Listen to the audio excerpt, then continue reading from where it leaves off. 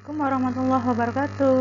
Jumpa lagi dengan saya, Bu Anes, dalam mata pelajaran IPA materi sistem reproduksi pada manusia.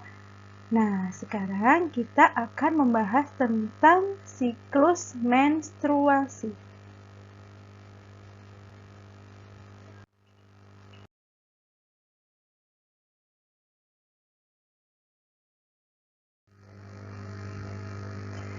Nah, anak-anak, bagi kalian, siswa perempuan, tentunya kalian sudah mengalami menstruasi, bukan? Nah, tahukah kamu apa itu menstruasi?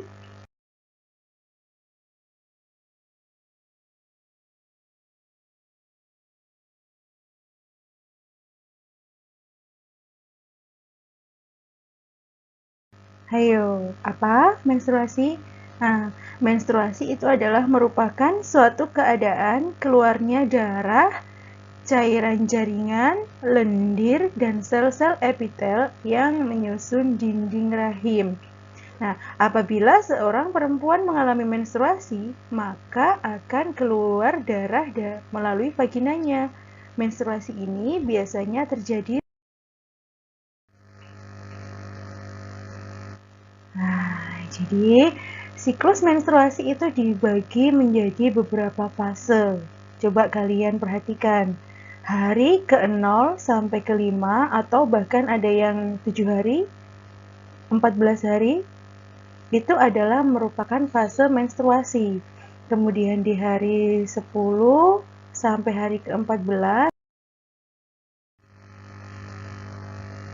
Oke, yang pertama kita bahas dulu tentang fase menstruasi. Fase pertama itu adalah fase menstruasi. Pada fase ini, hormon FSH atau follicle stimulating hormone memicu berkembangnya folikel dalam ovarium. Apa itu hormon FSH? Hormon FSH itu adalah hormon yang dikeluarkan. Kemudian yang nomor 2 yaitu fase proliferasi. Pada proses perkembangan folikel, ada beberapa folikel yang berkembang. Namun, hanya ada satu folikel yang dapat terus berkembang tiap bulannya.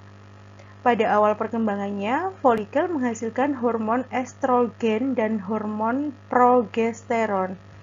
Hormon estrogen.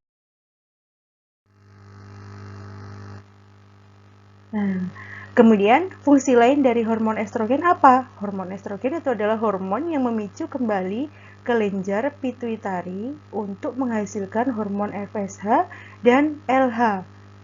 Kemudian, hormon LH itu terus diproduksi dan meningkat secara mendadak.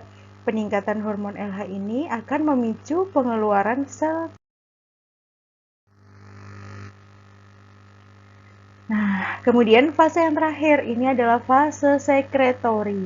Fase ketiga adalah fase sekretori. Apa itu? Nah, fase ini dimulai dari folikel yang telah melepaskan sel telur akan berubah menjadi korpus luteum.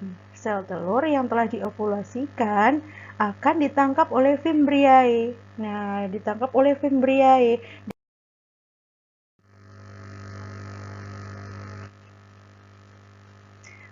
Dengan demikian, pada fase ini jumlah hormon estrogen dan progesteron pada perempuan turun, rendah. Kenapa? Karena sudah diingatkan tadi, jangan memproduksi hormon estrogen lagi. Nah, rendahnya hormon estrogen dan progesteron menyebabkan jaringan penyusun dinding rahim ini rusak. Dan pembuluh darah. Oke, thank you. Sekian materi kita pada hari ini. Tetap semangat, selamat belajar, dan dirgahayu Indonesia ya. Assalamualaikum warahmatullahi wabarakatuh.